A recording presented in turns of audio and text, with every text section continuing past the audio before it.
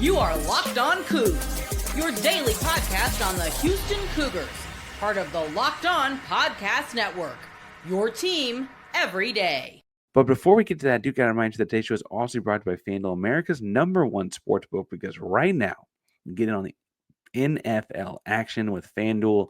If you put down $5 and that bet hits, you get $150 back in bonus bets if you win. FanDuel Sportsbook app gives you everything you need to place live bets in the NFL all in one place. If you get a hunch in the middle of a game, you can check the latest stats, you live play-by-play, and so much more on the same page that you placed your bets. Visit FanDuel.com. You start with $150 back in bonus bets if your first bet hits. That first $5 bet hits. Visit FanDuel.com. Never waste a hunch and make every moment more with FanDuel, an official sportsbook partner of the NFL.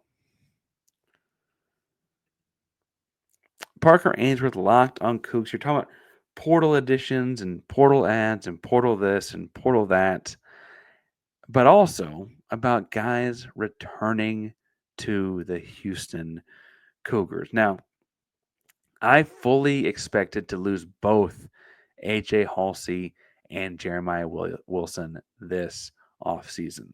Jeremiah Wilson, I saw either transferring or going pro to either a bigger NIL kind of program or potentially going pro. He had a really good year for Houston at corner this year, their highest ranked player in Pro Football Focus in multiple games, right?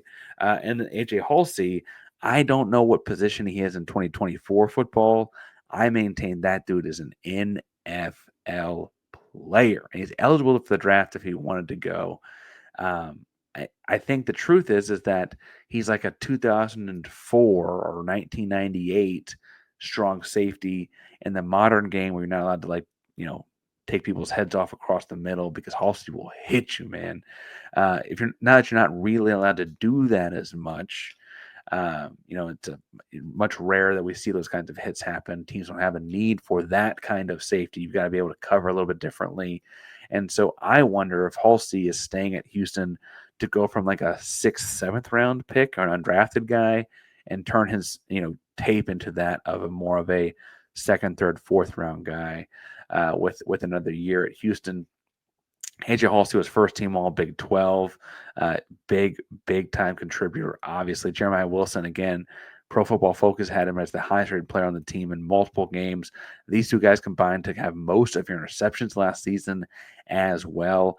And I fully expected, and I've been telling people that ask me, I think a lot of Houston will enter the transfer portal at different points in this window. And again, a handful of them will enter at different points in the spring window.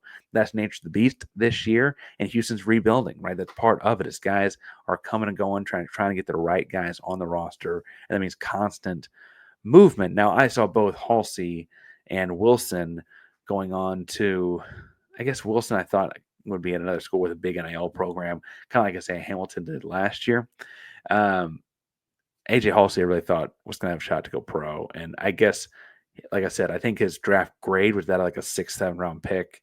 And so I think he's coming back to work and put that up a little higher and get more into the, first or 2nd, 3rd, 4th, whatever the case may be. Both of these guys, though, choose to announce they're returning to Houston on Thursday night. And I want to stress that, we're re-recruiting our guys all the time because you're seeing the recommitment to the University of Houston happening all the time, which is both cool and really, really scary. But it's good. I'm glad they did it. But these two guys, right? They recommit Thursday night, less than 24 hours after Connor Wegman commits to the University of Houston. Now, I don't mean to put all of it on Wegman's shoulders, and I don't mean to say that he has to be God's gift to earth as a quarterback. I don't mean to say anything in those stretches. He gets to find himself in this offense, and there are going to be speed bumps along the way. But what I am going to say is what the staff has done for this Houston Cougar football team, and the defensive guys included, is they have shown they honestly looked at the team last year. They honestly looked at where the holes were. They appropriately attacked those weaknesses, and they're efficiently fixing them, right? That is all good news. And It's the kind of thing that wins over trust with these kids. You hold the kids to a high standard on your football team. It makes sense that they're going to hold you to it back and say, listen, I came in, I ran all those hills, I did all those coverage drills, I did all those tackling drills, I did all those ball drills, I did all those kind of things, right? I did all that work to be on a 4-8 team as a defensive back, as both Haulcy and Wilson did. I need some proof that you're doing the work to make this a better team. And signing guys like Connor Wegman, signing offensive linemen like Brooks and Wyckoff, those are steps in that direction, right? Even if the thing flops, even if it doesn't work out, even whatever, there's an argument that this whole thing is still successful because clearly it's the part that's resonating. It's the part that's bringing power for guys from the city of Houston back. It's the thing that's bringing former 5-star recruits back to the city of Houston. All those cool hypothetical things we talk about, where this program could get to very quickly, the things this program has working in its favor are being utilized. And you're seeing it pay off in keeping guys like Jeremiah Wilson, keeping guys like AJ Haulcy, keeping guys like Latrell McCutcheon, keeping guys like Pancake Hunter, Boogie Johnson, Rashawn Sanford, right?